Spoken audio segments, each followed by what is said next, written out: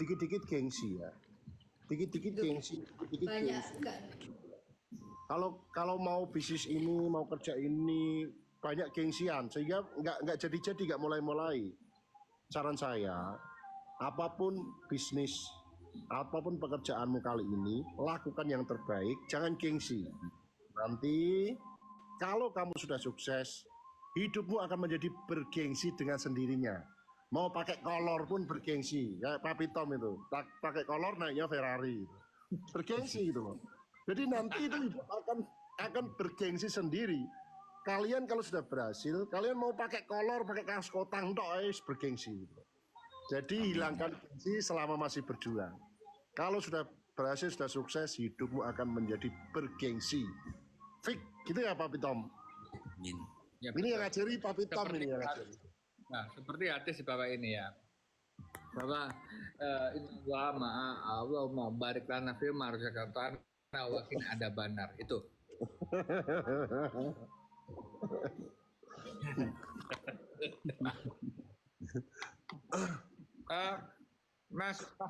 Mas Iman. Nggih, Bi. Mas, pesan-pesannya buat teman-teman sahabat karet. Kalau pesan-pesannya mungkin kurang lebih sama nggih, Bi. Jangan malu, jangan jangan gengsi melakukan segala sesuatu asalkan itu halal dan tekuni apapun itu. Kalau sudah ditekuni ada ilmunya, gaji pasti mengikuti apa yang kita ilmu yang kita miliki. Ngoten mawon sih, Bi.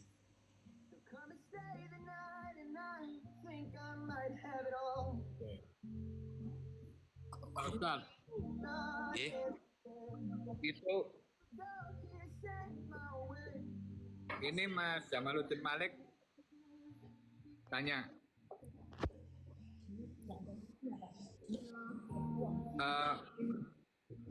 hukumnya pakai sempak di luar itu gimana? Kalau Beliau kan Ultraman. pakai sempak di luar itu hukumnya itu diperbolehkan bagi Superman. Tapi kalau bagi orang normal jangan sebaiknya. Itu ya, Bi. Nggih. Tapi ini ya, Bi ya. Maksudnya Superman itu dulu gimana ya ceritanya kok bisa malah taruh di luar ngoten loh.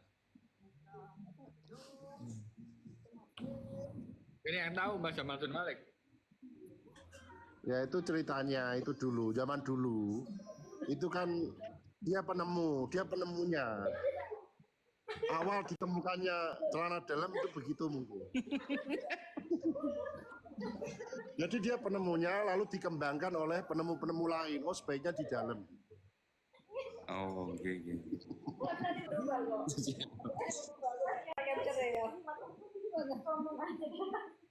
Oke. Kanda Mas Iman, Siap. tak lanjut bentar ya ini ya. Iya. Oke. Assalamualaikum. Saya tak kembali menyapa warga saya ini. Oke. Assalamualaikum. Kalau izin follow Siap, nggih, Bang. Pak. Oke. Nggih. Waalaikumsalam warahmatullahi wabarakatuh. Nggih. Nggih, nanti saya follow back. Nggih, matur nuwun, Teman-teman, Pak. saya di Hotel Alana. Saya di Hotel Alana. Mas Imat, saya tak mengurangi pertemanan saya dulu. Pertemanan saya 10.000 ini. Tak kuranginya 1 untuk Mas Imat. Wih, Masya Allah. Mas Imat ini artis dari mana ini? Followernya banyak sekali ini. Buatan artis. Followernya 989. Wah. Ngeri ini, tak coba aku cek. Ngeri. Followernya segini banyaknya ya. Mas Imat, aku mau kasih Mas Imat sesuatu dulu ini sih, bentar. Caranya gimana ya? Mau nge-give ya? Saya live belum begitu bisa ini Mas Imat. Nggih. Gimana sih? Aku mau nge-give Mas Imat caranya gimana nih? Saya juga belum tahu. Ini cara aku ngetek. Iya. Saya ini kalau duet ini belum tahu ini Mas Imat. Nggih. Imaduddin. Wah ini sudah ketemu. Followernya gila followernya. Ini kontennya tentang apa ini Mas Imat ini? Tata wisata. Tata wisata. Apa ini tata wisata Mas Imar? Tata Wisata itu perusahaan catering yang saat ini bekerja sama dengan beberapa pertambangan ya Pak. Jadi ditambang, lokasinya ditambang di seluruh Indonesia. Jadi ada batu bara, ada emas, ada gas. Itu alhamdulillah Oh, nggih, kerja di tambang, area tambang. luar biasa, luar biasa. Ngeri, ngeri, Kalau ngeri. kegiatannya lebih kontennya paling lebih ke mohon maaf dakwah Pak. Saya Nggih. ngisi-ngisi pengajian. Oh, kontennya dakwah. Nggih. Coba ini Mas, warga Jepara dikasih dakwah. Jepara Kutus dan Jepara. Mboten. Dikasih dakwah. Dakwah tentang ini, tentang ini. Tentang apa ya? Tentang kematian aja, biar pada tobat. Saya juga ikut tobat nih. Mboten wantun kula dakwah teng jenengan. Waduh. Wah, ini Mas Imat. Saya ini pengen nge-gift caranya gimana gitu loh, Mas. Ini saya klik di mana ya? Ini ya. Saya nggih saya kurang tahu juga ya anu Pak, ngapunten Pak. Kalau duit ini ya. Nanti pas live aja. Nggih. Ini gimana ini? Gak mudeng ini saya. Bentar. Showcase. Anu nggih, napa dari Jepara nggih, Pak? Pak. Ini saking Jepara, Mas. Jenengan dari mana? Kula asal Banyuwangi, kelahiran tahun 2001, menetap di Denpasar, Bali. Terus kalau kehidupan 12 tahun terakhir ini memang di Papua, sekarang di Kalimantan. Kerja di area-area site ngoten, di lokasi-lokasi. Saya punya banyak teman pengusaha tambang. Oh nggih. Nanti saya kenalin ya. Nggih, nggih. Matur Nanti saya nuwun. kenalin. Yang paling banyak rame ini kan baru rame kan nikel. Nggih, kebetulan saya bekerja di tata wisata di bagian manajer di ininya komersialnya. Iya, oke. Nanti saya kenalin. Saya punya teman banyak itu bos-bos tambang. Alhamdulillah. Ya.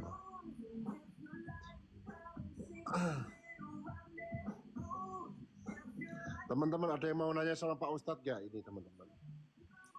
Tolong Pak, aku kesel golek gas melon ya ini ya. Ini jadi yang menjadi Kata sing tapping katanya kok disebut Ultraman ini ngapunten. Iya.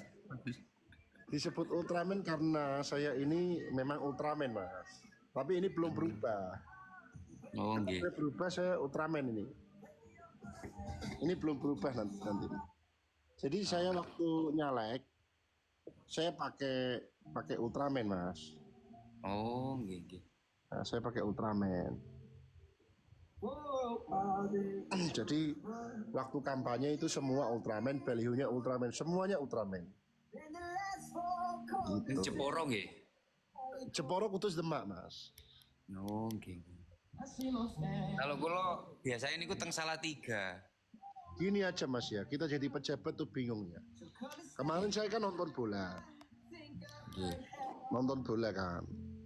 Penontonnya itu mungkin 10 ribuan. Saya itu kan nggak mau ya kalau masyarakat ketemu saya hanya salim tok, saya nggak mau. Minimal saya kasih uang, saya kasih beras atau saya kasih kaos kayak gitu. Nah, di stadion itu ada 100.000 orang. Saya cuma bawa duit 30 juta. Ya kan sekitar saya kan tak kasih uang kan satu-satu kan itu. Yang jauh kan nggak bisa jangkau kan. Mereka bilang, Pak lempar gitu. Saat kita lempar karena permintaan penonton, masih ada banyak yang ngehujat. Padahal itu permintaan karena mereka nggak sampai gitu loh Mas. Nggih. Nah ini susahnya jadi orang yang kepengen nyenengin masyarakat tapi selalu ada haters itu ya Mas ya.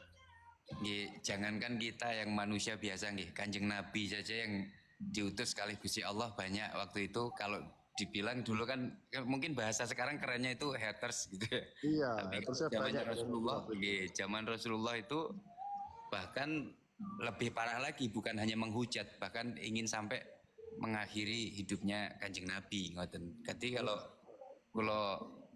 kalau boleh saya menilainya adalah semua itu kan sudut pandang ya. Nah, Nggih. sudut pandang seseorang itu terkadang dia tidak berpikir apa yang dia lihat itu harusnya tidak sesuai dengan apa yang terjadi sesungguhnya. Kadang apa yang dia lihat nggak sinkron dengan apa yang dia pikirkan karena dia nggak dapat sesuatunya, maka Iya. timbul sesuatu yang tidak baik karena dia tidak mendapatkan sesuatu yang mungkin dibagikan.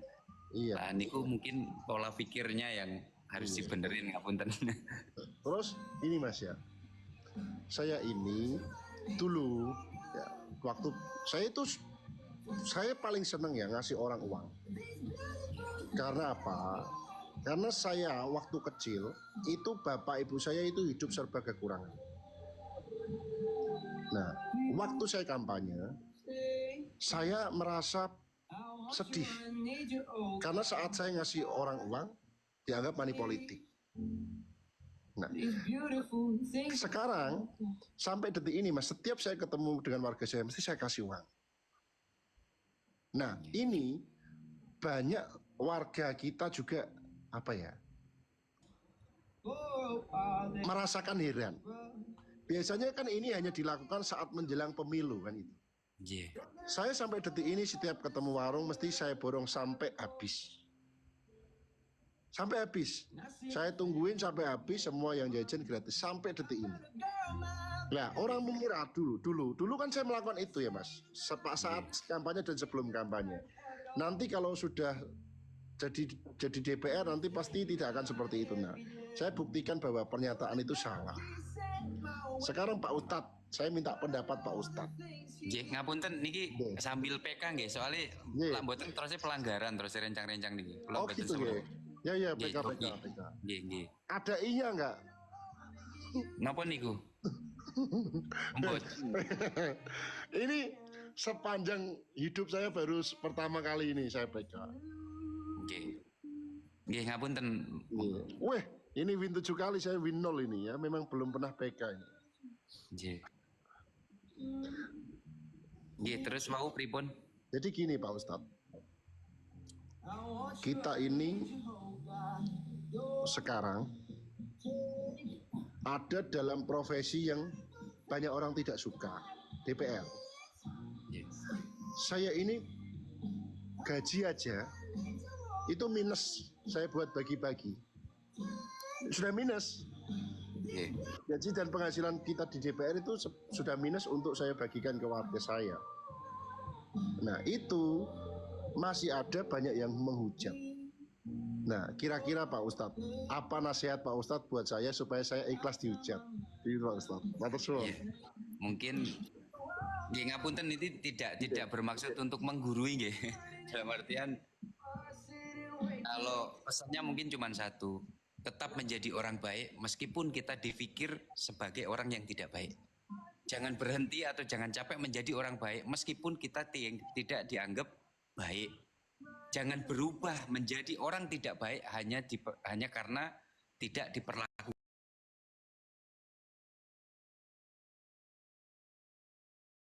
dengan baik. Mungkin namun ini kemauan. Karena sesungguhnya Allah itu maha baik. Allah maha baik.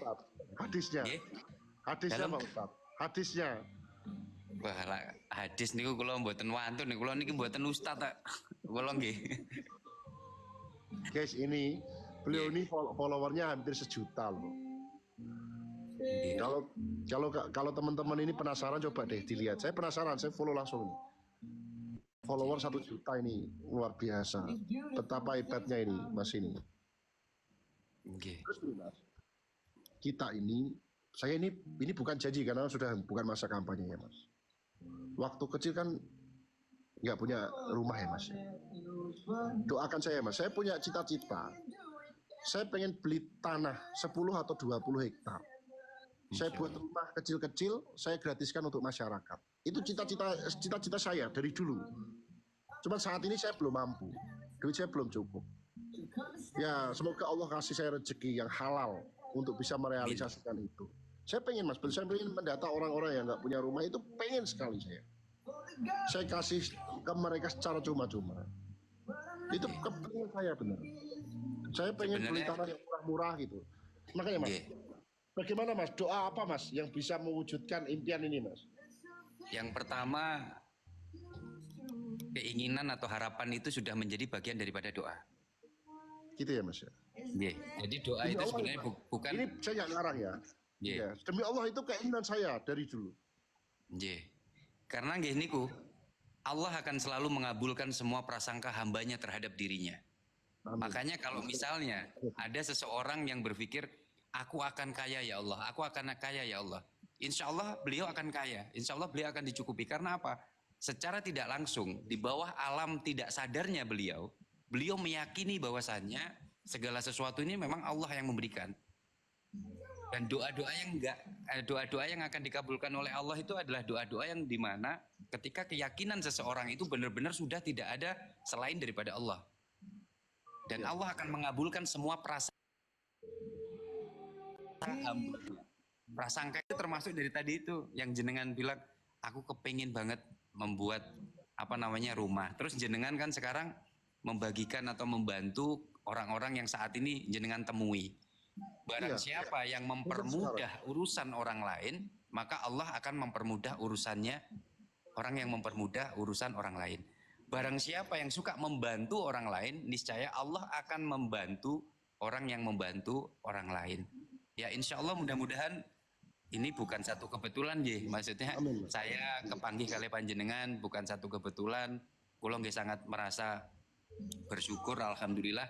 Kulo jarang live nggih, ngapunten sangat kulo jarang live. Tapi karena tadi di inbox sama teman-teman, Papi lagi live, terus mudah-mudahan bisa bareng ngoten. Okay. Mudah-mudahan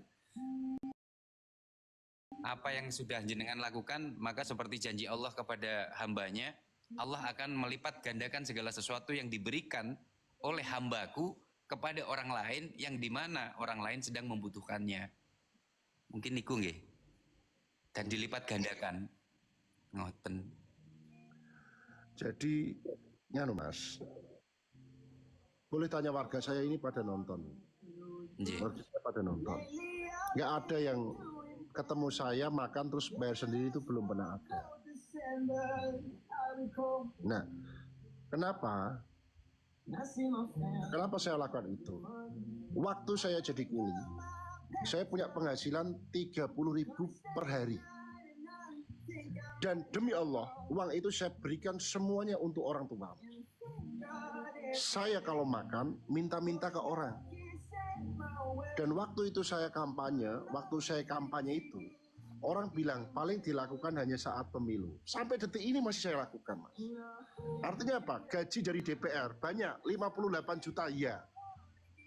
Tapi itu saya setiap 1 bulan, saya lakukan, saya hidup 1 bulan, itu kurang. Bukan untuk kebutuhan pribadi saya, tapi untuk saya kasih ke warga saya. Nah, harapan saya itu Mas, saya minta teman-teman doakan saya. Amin ya Allah. Saya dimampukan beli 10 hektar atau 20 hektar. Amin. Supaya saya bisa buat rumah gratis untuk warga kita. Ini bukan jadi ya Mas, cita-cita. Bukan masa kampanye ya. Ini saya sudah terpilih jadi DPR, saya sudah di DPR. Kenapa Mas? Saya suka nangis lihat orang-orang yang nggak punya rumah, karena ingat waktu masa kecil kita. Mas mohon izin, saya ini mau turun dulu. Oh nggih. Salam kenal dari saya. Buat warga saya semua, jangan lupa follow Mas Imad. Ya, followernya 1 juta pasti punya kelebihan beliau ini. Jangan lupa di follow. Saya terima kasih teman-teman semua. Sekarang sudah jam 10.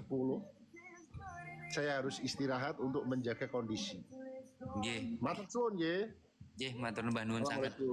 Waalaikumsalam warahmatullahi wabarakatuh. Itu luar biasa aja.